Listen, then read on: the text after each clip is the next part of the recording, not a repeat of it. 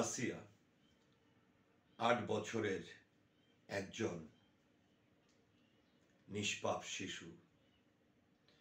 আসিয়ার মতন একজন নিষ্পাপ শিশু যেখানে নিরাপদ নয়, নিরাপদ থাকতে পারেনি, তার উপর ভয়ানক এই নির্যাতন, গণধর্ষণ,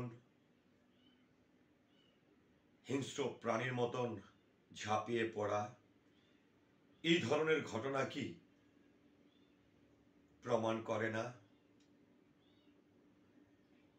স্কুলে, বাসায়, পথে ঘাটে, খেলার মাঠে, কোথাও আপনার আমাদের যাদের নিষ্পাপ শিশু ৮, ৯, ১০, ১২ বছরের শিশু আছে, কোনো শিশুই নিরাপদ নয়। আসিয়ার উপর যারা অমানবিক নির্যাতন চালিয়েছেন, আসিয়ার মতন একটি শিশু, আসিয়ার মতন একজন শিশু কন্যাকে যারা এভাবে ধর্ষণ করেছে, অমানবিক নির্যাতন করেছে,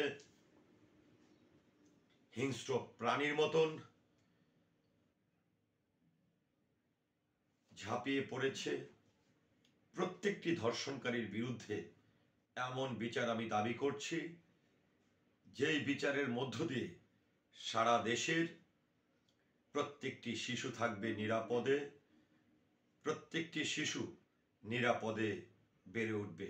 সরকারের কাছে তাদের এমন শাস্তি দাবি করছি, আসিয়ার এই ধর্ষণের বিচারটি যেন এমন হয় যেটি বাংলাদেশের ইতিহাসে, সারা বিশ্বের ইতিহাসে সর্বোচ্চ শাস্তি হিসাবে আখ্যায়িত হয়। এই বিচারের মধ্য দিয়ে বাংলাদেশে এরকম যে ধরনের ঘটনা ঘটছে, এই ঘটনাগুলো যেন পুনরাবৃত্তি না ঘটে। আমাদের যাদের শিশু কন্যা আছে, যারা স্কুলে যায়, খেলার মাঠে খেলতে যায়,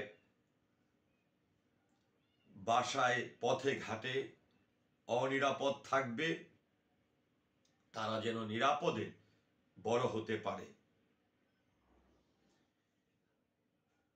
আমি সারা দেশবাসীর কাছে আসিয়ার জন্য দোয়া প্রার্থনা করছি। নিশ্চয়ই আল্লাহ তাআলা সহায় হবে, নিশ্চয়ই আসিয়া আবারও উঠে দাঁড়াবে, আসিয়া আবারও খেলার মাঠে খেলতে যাবে, আসিয়ার মুখে হাসি ফুটবে,